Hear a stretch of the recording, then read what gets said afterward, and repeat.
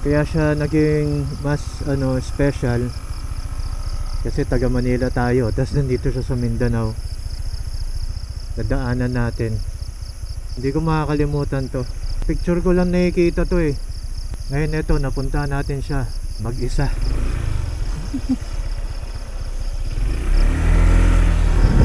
Yo! Woo!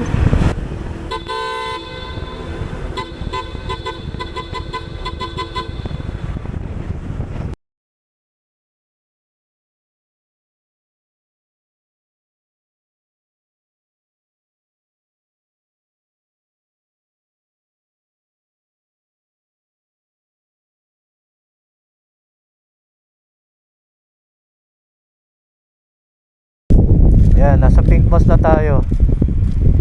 Kaso may maraming tao dun sa loob nagdadasal. Ay, Ramadan Karim. Nakahanap tayo ng masisilungan. Kanina pa ako nagugutom. Kaso Ramadan ngayon kaya walang bukas na mga na karinderya. Lahat ng karinderya na daanan ko sarado.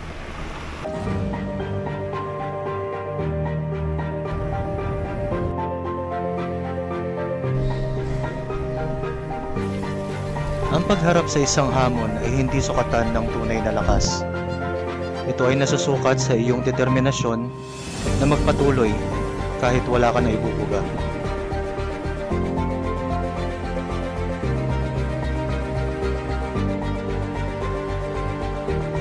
Ang sarap sa pakiramdam na natapos mo ang isang bagay na hindi ka nagdalawang isip gawin.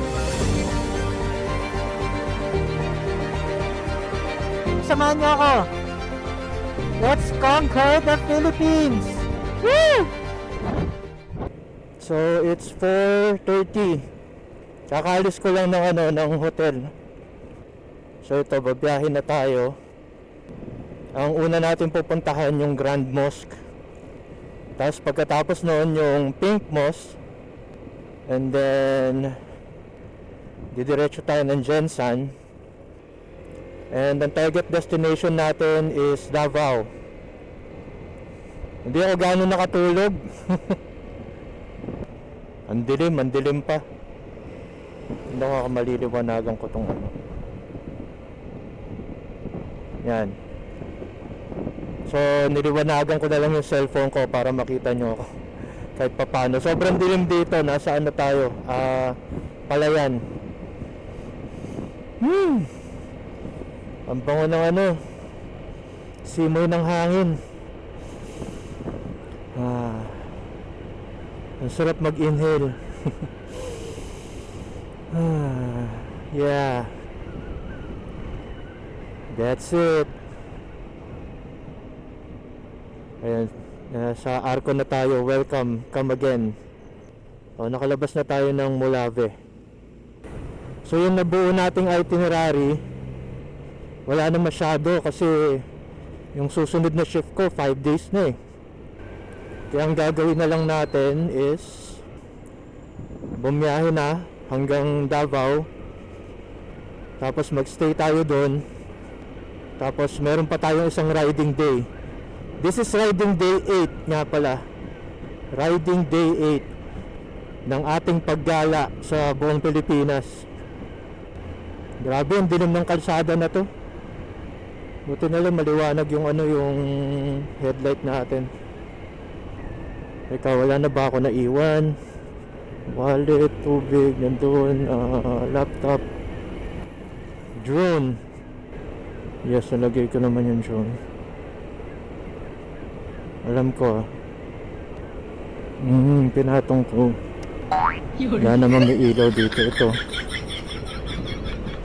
tingnan lang tayo kung saan tayo pwede huminto sandali. Silipin lang natin real quick. Pero hindi mo nilagay ko. Nilagay ko. Hindi ka masyado nag-aalala. Hindi ko naman para ilagay yun tapos ulit eh. Hindi pwede yung ilalagay ko siya tapos tatanggalin ko ulit. Hindi eh, siniksik ko lang siya. Pag ganun ko, Mexico, tapos tinignan ko pa nga okay ba siya. Yeah. Okay, sarado natin. Ganun yung nangyari. Okay, so going back. Then after ng Davao, kinabukasan, that's riding day 9, pupunta tayo ng Enchanted River sa Hinatuan, tapos pupunta tayo ng Surigao. Medyo malayo yung biyahe papuntang Siargao, abutin ng 1.5 oras, tapos meron siyang schedule. Kaya kung bibisitahin ko yung Siargao habang nagtatrabaho, hindi na possible na mangyari. At saka isa pa, mahina ang signal sa Surigao. Wala akong nakitang hotel doon na nag-o-offer ng malakas na wifi o malakas na internet. Kaya ang mangyayari, from Surigao, de Pataport, tatawid na tayo ng San Ricardo. Tapos doon sa San Ricardo, meron ako nakitang hotel doon na merong malakas na wifi. So doon tayo mag-i-stay. Kasi 5 days yung trabaho, hindi pwedeng ma-interrupt yun. So imbes na magpunta tayo ng Siargao, ang activity naman na meron doon is yung whale shark encounter. So pwede kang makipag-swimming sa mga whale sharks. Kuha tayo ng konting videos. Let's see. Tapos yun, malapit lang yun dun sa sa pag-i-stayan natin. A few minutes away pagka nakamotor. Yun na lang yung pupuntahan natin instead of Siargao. So panibagong experience yun. Imbes na magbe-beach ulit tayo. So that's a totally different experience. Kaya yun na lang ang gawin natin. So yan, madilim pa. Wala pa naman kayong makikita sa ngayon. So update ko na lang kayo mamaya. Siguro doon na pagdating na natin sa Grand Mosque.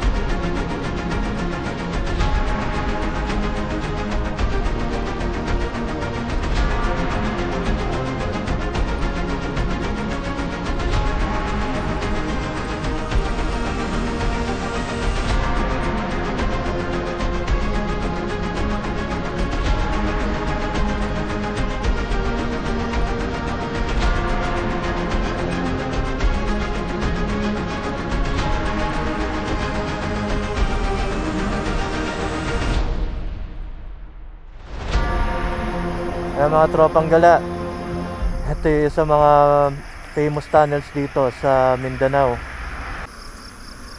Ayan, grabe. Napuntahan din kita.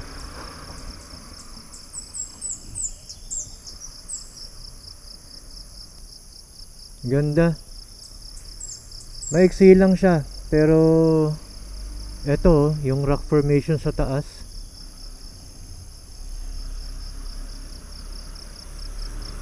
Para sa akin mas maganda to kaysa sa Cabiang. Isa pa, kaya siya naging mas special kasi taga Manila tayo, tapos nandito siya sa Mindanao. Dadaanan natin. Hindi ko makakalimutan to. Sa picture ko lang nakikita to eh. Ngayon eto, napunta natin siya mag-isa.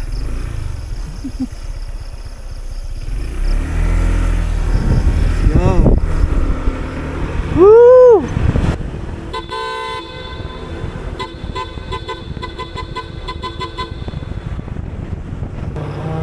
formation pa rito. Tapos dagat oh, ayun oh. Meron parang maliit na bato dun sa gitna.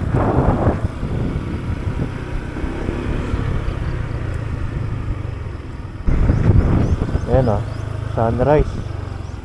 Perfect na perfect. Tapos dagat. Oh, tapos ito. Wow! Kaya na parang ano. Parang nasa Cambodia. Ayun oh, tapos dagat. Dagat. Rocky Mountains. Sunrise. Perfect na perfect. O bakit may bata sa kalsada?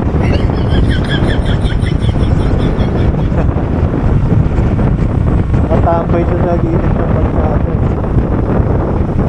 Ay ano ng ano gulong. Ayun, okay naman, may pambomba naman sila. Ayun oh.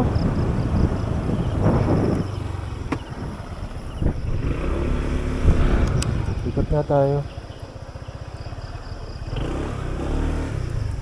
Ayun oh. Rocky Mountain. Tapos may mga palm trees. Tapos yun oh. Dagat. Diba?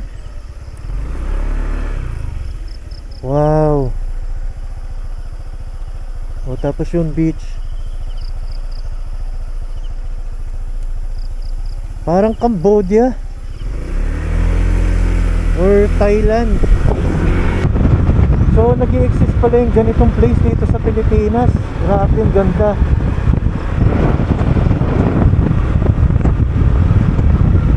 So far, habang lumalayo ako, lalo akong ano eh, lalo ako na-amaze. Ayan oh.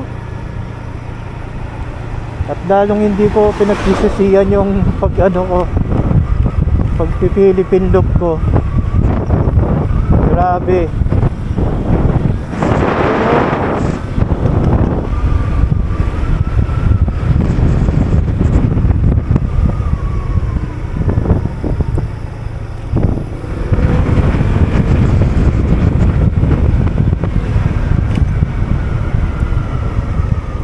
Tama yung puno ng buko dito oh. Iba yung ano oh.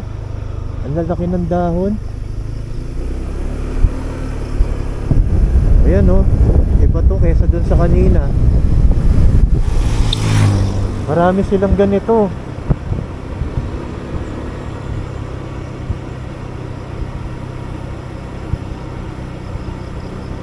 Para masarap magpalipad ng drone dito. Kaso ang daming birds of prey eh. Ang daming mga uwak at saka mga malalaking ibon. Baka atakihin yung drone natin eh. Guys, kung nagbabalak kayo na mag Philippine loop, gawin nyo na. Hindi nyo pagsisisihan. Oo, magastos pero worth it. Grabe.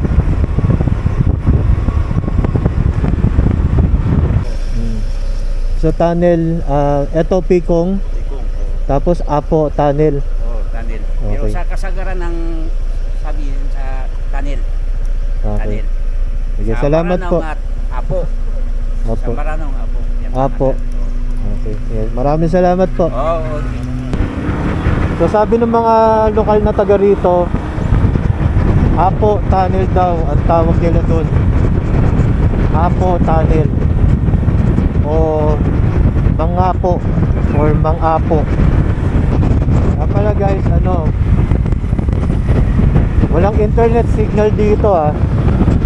Walang internet signal. So itong maps gumagana pa rin siya kasi ano, downloaded na. So bago kayo pumunta dito, make sure na-download nyo na yung mapa. Kasi pagdating dito, walang signal. Walang signal dito. Ayan, walang signal.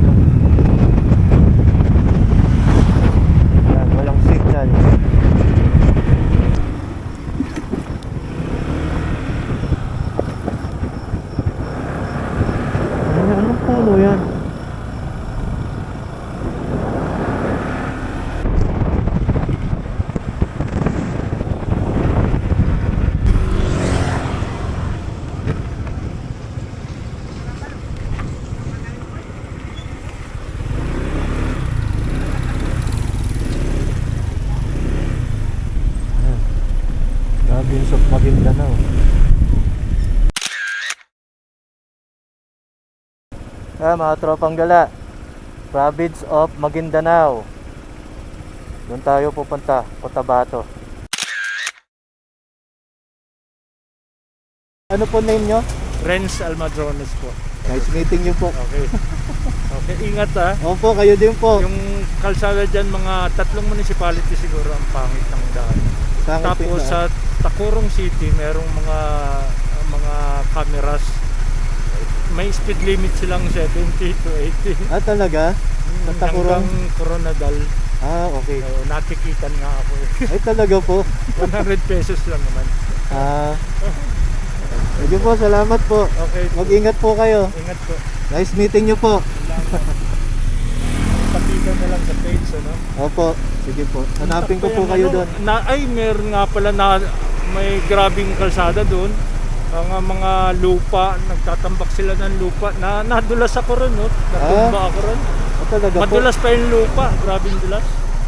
Siguro mga ano lang naman, mga half kilometer lang. Sige po, mag-iingat na lang po. Mag-iingat din po kayo. Sige, salamat po. Buti nahabol ko pa. Sige po. Sorpresa yung mga daan, sobrang sorpresa. Kaya nagdadaan-daan din po ako eh. Sige po, mag-ingat po kayo.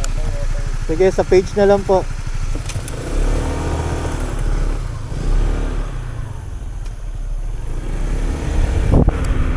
Ayan, nakita pa natin si Kuya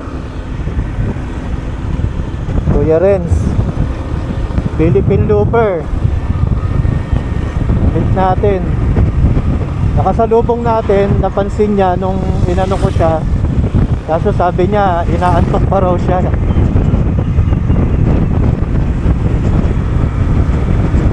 Yun, kaya ginawa ko, nabol ko na lang siya para at least makapagpa-picture.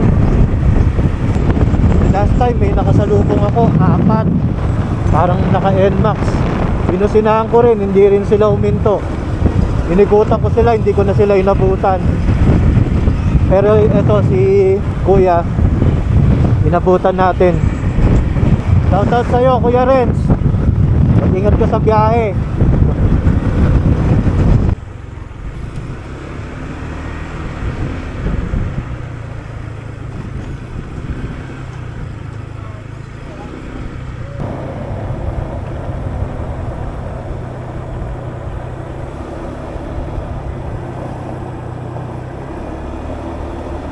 Itong part na to, dahan-dahan kayo kasi marami mga biglang bulaga na lubak. Meron ang lalalim, sobrang lalim, mga ganito. Parang siguro mga 5 inches deep. Ayan, mga bulagang lubak. Ayan. Ayan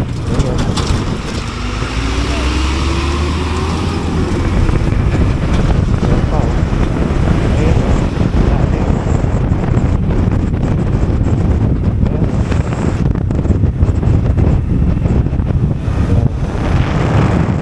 Grabe butos yung daan dito. One time ka dyan, safe lang ka. Grabe, ayan mga bitak. Ayan bitak.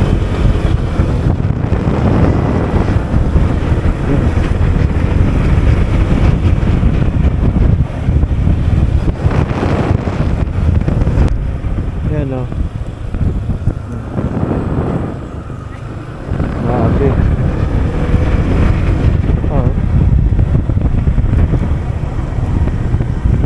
Dami. Yan, delikado talaga yung daan. Ayan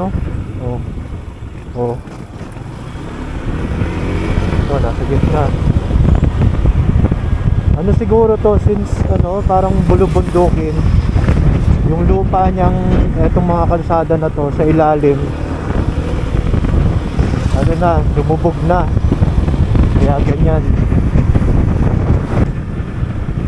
Mga tropang gala, parang na tayo.